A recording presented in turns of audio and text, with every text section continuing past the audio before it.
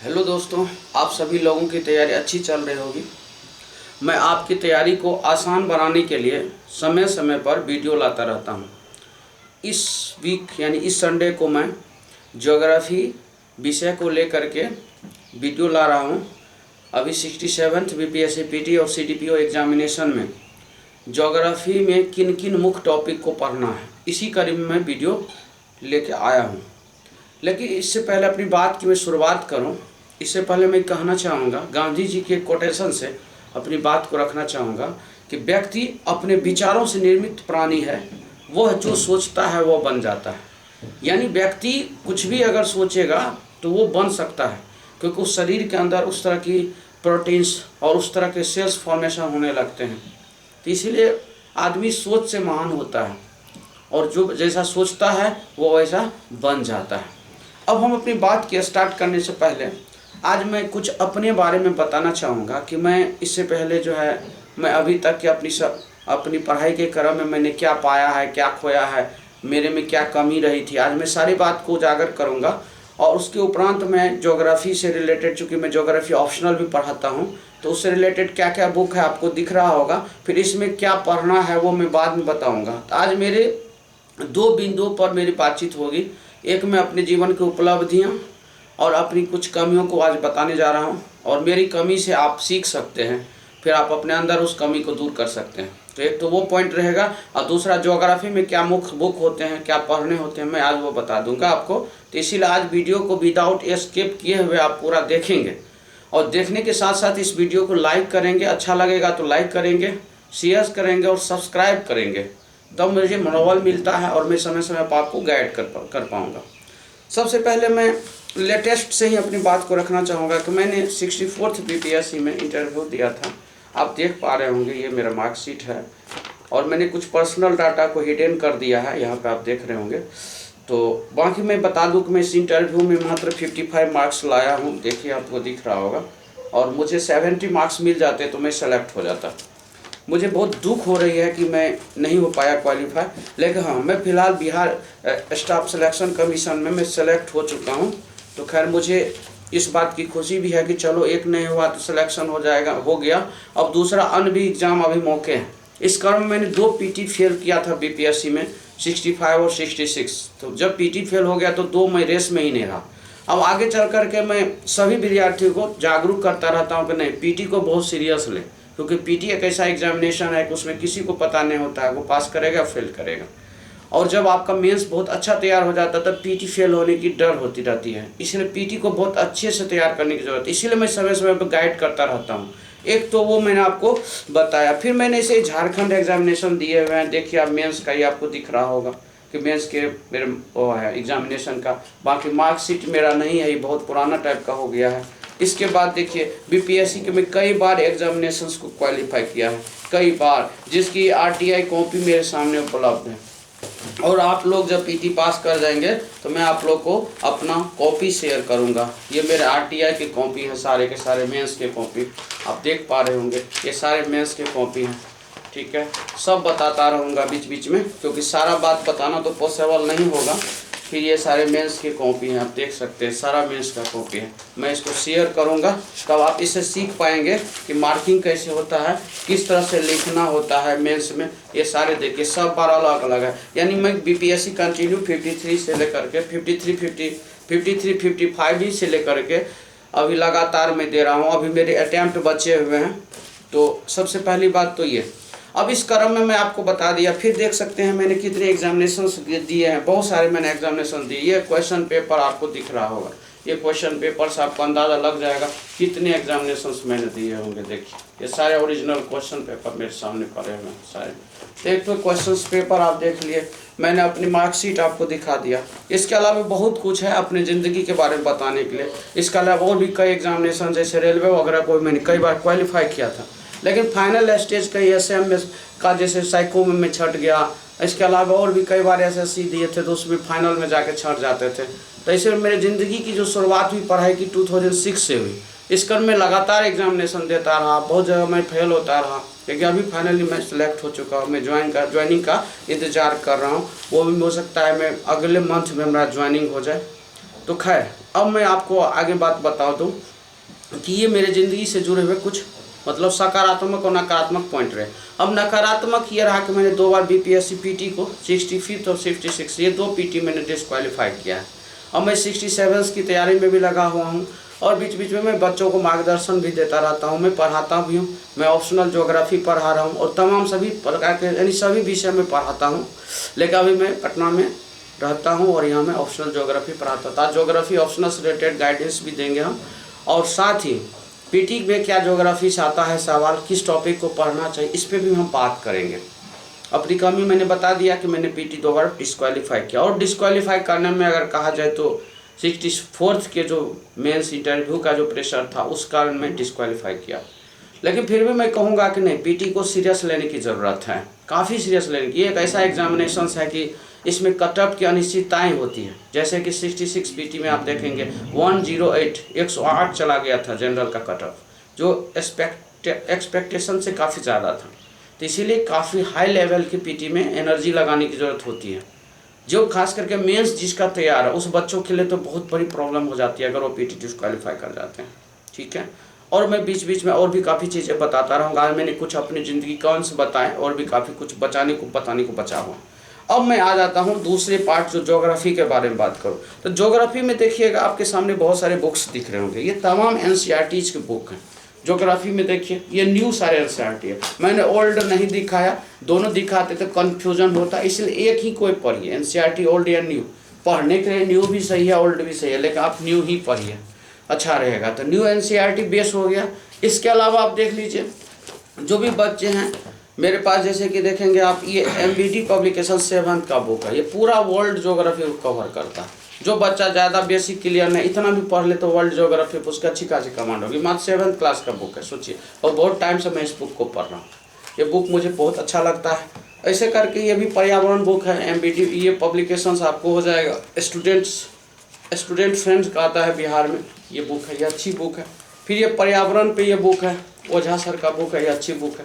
फिर पर्यावरण पे दृष्टि की भी बुक है, ये अच्छी बुक है। ये सब काफ़ी है।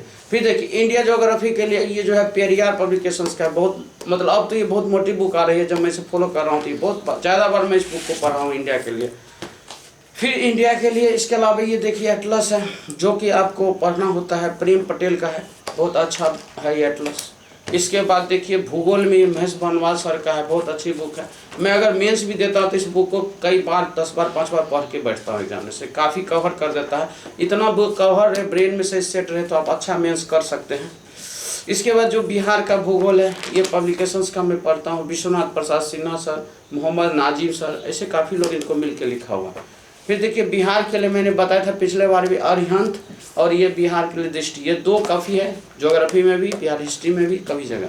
फिर देखिए भौगोलिक चिंतन का जो इतिहास है, माजिद हुसैन सर का, अच्छी बुक है, मैं सबको रिकमेंड करता हूँ पढ़ने के लिए। मानव भूगोल जो है माजिद हुसैन सर का है, ये भी बुक ठीक है, अच्छी है। फिर देखिए जियोमॉर्फोलॉजी पे पी दयाल सर का है, सबसे बेस्ट बुक मुझे लगता है। लेकिन एक स्टूडेंट अपने लेवल पे नहीं पढ़ सकता है इतना, एक टीचर है तो मैं ऑप्शनल का टीचर हूँ तो मैं पढ़ाता हूँ, मैं पढ़ता हूँ भी। फिर देखिए भूगोल पढ़ने के लिए टर्मोलॉजी बहुत इंपॉर्टेंट है, टर्म्स आपके क्लियर होने चाहिए। इस पर ये दिल्ली पब्लिकेशंस का आता है, अच्छा है, यूनिवर्सिटी दिल्ली से निकाला जाता है टर्म को लेकर के। ये देखिए खुल्लर सर का है, 12th लेवल का ये बुक आता है, बहुत अच्छी बुक है, मैंने इस बुक का बात पढ़ा है। इसके बाद आप देखेंगे ये फिजिकल, ये 11 पार्ट का बुक है, ये भी खुल्लर सर का बुक है, बहुत अच्छी बुक है। एनसीईआरटी का मतलब एक तरह का है, एनसीईआरटी बेस पर है, बहुत अच्छी बुक है एनसीईआरटी, जिसको समझ इजी लैंग्वेज। फिर ये समेंदर सर का बुक है, देखिए भौतिक विभाजन, ये सबके पास होता है। ये बुक नो डाउट अच्छी है, लेकिन ये बताएंगे बाद में कि इसमें से क्या करना होता है। फिर जलवायु विज्ञान के लिए DS लाल सर का है, ये भी अच्छी बुक है, जलवायु और ओशनोग्राफी दोनों पे इनका है। फिर ये वाला देखिए, ये बुक मुझे बहुत अच्छा लगा, ये पीयूष पब्लिकेशन का है, इसको संतोष कुमार सर ने लिखा था। अब शायद ये बुक उपलब्ध नहीं है मार्केट में, ये बहुत पुरानी बुक है, ये बुक मुझे अच्छी लगती है, बहुत कम मैंने बहुत अच्छा लिखा है, 5 टॉपिक पे इनका बड़ा अच्छा लिखा हुआ है। देखिएगा इतने सारे टॉपिक्स को इन्हें कवर किया, 5 टॉपिक जो दिए हैं ना इन्होंने, बहुत अच्छे हैं। अगर आप लोग को मिलता है तो ये बुक ले सकते हैं, बहुत अच्छी बुक है। और तमाम बुक पढ़ने के बाद सबसे ज़्यादा बार मैंने इस बुक को पढ़ा है, ये खुला है लास्टली, ये बहुत मोटा बुक देखने में, लेकिन बहुत ईजीएस्ट लैंग्वेज में ना ज्योग्राफी को उसने समझा दिया, तो ये बुक भी अच्छी है। इतना के बाद देखिए मैंने क्या किया है, टॉपिक्स पे नोट फ्रेम कर लिया है। जैसे देखिए जलवायु है, जलवायु पे देखिए कितना सारा, इतना पेज पे मेरा नोट है जलवायु पे पूरा, यानी मानसून जब मैं पढ़ाता हूँ तो पूरे मानसून से रिलेटेड एक फ्रेम बना हुआ है। जैसे डिवीज़न ऑफ इंडिया है, ये मेरे पूरे नोट्स बने हुए हैं। ऐसे करके चक्रवात है तो उस पर मेरे पूरे नोट्स बने हुए। तमाम जो टॉपिक्स है मैंने पर्सनल ऐसे करके कई यूनिट्स में नोट्स को बना रखा है, जिस नोट्स के बेस पर मैं अपनी क्लास को भी पढ़ाता रहता हूँ और उसके बाद मैं मेंस भी लिखता हूँ।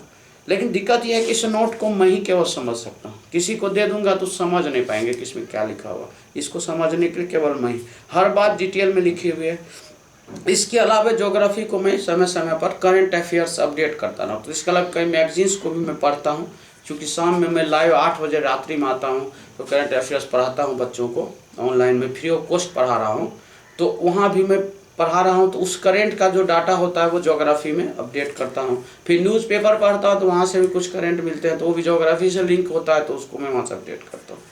अब मैं आपको एक बात बताना चाहूँगा कि मैं 64th BPSC दिया था, तो मेरे उससे पहले भी मैं दे रहा था तो मेरे नंबर अच्छे आ रहे थे, सब बार अच्छे आ रहे थे। इसमें मेरे मार्क्स देखिएगा ज्योग्राफी में 184 जो है आया 64th BPSC में, और ये नंबर हिंदी मीडियम का स्टूडेंट हूँ मैं, तो मेरा बेटर नंबर एक तरह से कहा जा सकता है, क्योंकि 180 क्रॉस कर जा रहा है तो अच्छा नंबर है। मैं इसमें थोड़ा सा कमी रह गया था, इस पर मैंने वीडियो बनाया है, वो वीडियो ऑलरेडी यूट्यूब पर डाला हुआ है कि इसमें और कैसे 190-200 तक लाया जा सकता था। तो खैर ये सारी बातें मैं आपको बता दिया कि मेरे इतने नंबर, अच्छे नंबर हमेशा आते रहे, इसलिए मैं एक अच्छा मार्गदर्शक की भूमिका निभा रहा हूँ कि मेरा एक्सपीरियंस पढ़ने का और पढ़ाने का एक लंबा रहा है।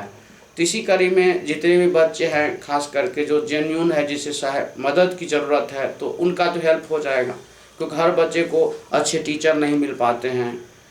कुछ लोग ही कुछ नसीब होते हैं जिन्हें अच्छे टीचर मिल जाते हैं। जिन्हें अच्छे टीचर मिल जाते हैं उनका तो खैर बल्ले बल्ले हो जा रहा है, जिनको नहीं मिल पाते हैं उनको मेरे जैसे ही लोग सहयोग कर रहे हैं ऑनलाइन में। तो आप लोग इस चैनल को सब्सक्राइब करेंगे, शेयर करेंगे, ज़्यादा लोगों तक पहुँचाएँगे तो फ़ायदा हो सकेगा, सभी का फ़ायदा हो सकेगा। मैं यही चाहता हूँ, क्योंकि मैंने पढ़ा है अपने जीवन में, तो कुछ फ़ायदा दूसरे को पहुँचा सकूँ तो मुझे ये बड़ा अच्छा लगेगा।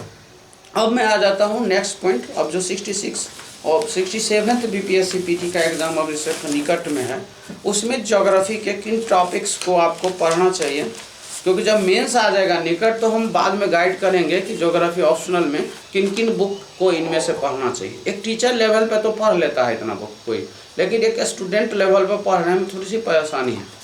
तो आप देख सकते हैं, आज मैं इसको PDF डाल दूँगा। मेरा BPSC UPSC रिगार्डिंग करके एक ग्रुप है टेलीग्राम पे, वहाँ जा कर के आप देख सकते हैं, उसको ज्वाइन कर लेंगे तो ये PDF मिल जाएगा। ये सारे इंपॉर्टेंट टॉपिक्स हैं, ये सारे दिखा दे रहा हूँ मैं, इसको PDF को डाल दूँगा।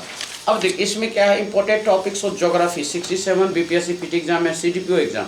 इसमें क्या है कि आपको ज्योग्राफी जब पढ़ेंगे तो इसमें वर्ल्ड ज्योग्राफी में महाद्वीप में ये जो 7 कॉन्टिनेंट है इसके बारे में आपको जानकारी होनी चाहिए, उस पर थोड़ा थोड़ा ब्रीफ पढ़ लेना है। फिर महासागर जो है इसको पढ़ लेना है। पृथ्वी में अक्षांश, देशांतर, विषुवत रेखा, ये सब पढ़ लेना है। विश्व के प्रमुख पर्वत श्रेणियाँ देख लेना है, पठार देखना है, मरुस्थल देख लेना, घास का मैदान, स्थल रुद्ध क्षेत्र, लैंडलॉक जो क्षेत्र है वो, फिर अंतर्राष्ट्रीय सीमा रेखा, देश की राजधानी, फिर महासागरीय जलधाराएं, लवणता, फिर महासागरीय गर्त हो जाएगा, उसका विश्व की नदियाँ हो जाएगा, फिर नदियों के किनारे अवस्थित देश हो जाएगा, जल संधि, विश्व के प्रमुख चक्रवात, विश्व की जलवायु, वन, प्रजाति, जनजाति, विश्व के प्रमुख प्लेटें, ये सारे टॉपिक्स पढ़ लेना, एक बार रीडिंग लगा देना। और इसमें से इम्पोर्टेंट टॉपिक है जैसे महाद्वीप, आप इसको छोड़ के नहीं जा सकते हैं, महासागर छोड़ के नहीं जा सकते हैं, मरुस्थल छोड़ के नहीं जा सकते हैं, घास के मैदान छोड़ के नहीं। जो मेन टॉपिक है उसमें मैंने टिक लगा दिया है, तो उसको देख के जाना है, यानी हो जाना है लास्ट में। उसका इंडियन ज्योग्राफी में समान परिचय देख के जाना है, भौतिक विभाजन, जनजाति, अफवाह तंत्र, मानसून, मृदा, वनस्पति, बाकी बहुत जैसे नदी घाटी पर जाना छोड़ भी सकते हैं, कृषि, उद्योग, यहाँ से बहुत ज़्यादा नहीं आता है। करंट से आता है तो करंट अफेयर्स अगर आप मेरे से जुड़ते हैं रात्रि 8 बजे लाइव में मैं आता हूँ, यूट्यूब पे मेरा चैनल है geography optional by Pappu sir, search करेंगे उसी में how to study easy way करके आएगा, उसको सब्सक्राइब कर लेंगे तो आपको डेली लाइव मिल जाएगा। मॉर्निंग में हिस्ट्री पढ़ा रहा हूँ, मॉर्निंग 7 AM में हिस्ट्री पढ़ा रहा हूँ, 8 बजे PM रात्रि में मैं करंट अफेयर्स पढ़ा रहा हूँ। फिर देखिए बिहार स्पेशल, सामान्य परिचय, भौतिक विभाजन, भूगर्भिक संरचना, फिर जलवायु, मृदाएं, अफवाह तंत्र, झील, जलप्रपात, नहर, वन और वन्यजीव, खनिज और ऊर्जा संसाधन, परिवहन तंत्र, ये बिहार स्पेशल है। अब इसमें मेन है ये, जैसे समान परिचय, भौतिक विभाजन, भौगोलिक संरचना, जलवायु, मृदा पारतंत्र, नहर, ये मेन टॉपिक है, इसको पढ़ के ही जाना चाहिए। ये मेन टॉपिक आज मैं PDF डाल दूंगा टेलीग्राम ग्रुप पे। ये हुआ टॉपिक का सिलेक्शन। अब इस टॉपिक को पढ़ने के लिए जो आपके सोर्स बुक होनी चाहिए, जैसे देखिए ये है घटनाचक्र पूर्वावलोकन, इसको आधार बना करके आप क्वेश्चन सॉल्व कर लेंगे, ये बहुत आसान हो जाएगा आपका रास्ता। एक तो ये काम कर लेना है। मैंने पिछले वीडियो में बताया था बिहार स्पेशल के लिए मैंने एक बुक, 2 बुक में कहा था कोई एक बुक पढ़ने के लिए, जैसे कि ये 2 बुक मैंने रिकमेंड किया, इस दोनों में कोई एक आप लेके पढ़ सकते हैं, ये या ये में से कोई, ज़्यादा बुक के चक्कर में नहीं करना है। ये हो गया बिहार स्पेशल, कवर कर देगा आपको। उसके बाद जो है इंडिया के लिए ये बुक पेरियार का ले सकते हैं। अभी तो ये बुक थोड़ी मोटी हो गई है, लेकिन आप लेके पढ़ लेंगे तो खैर जितना टॉपिक्स मैंने बताया ही कवर करता है, अच्छे से आपके कवर हो जाएंगे इस बुक से।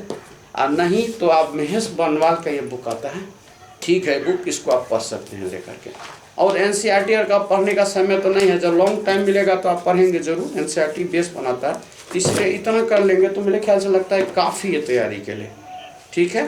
तो मेरा कहने का मतलब ये है कि आप मतलब अपने सोर्स को लिमिट करेंगे और उसको बार बार पढ़ेंगे।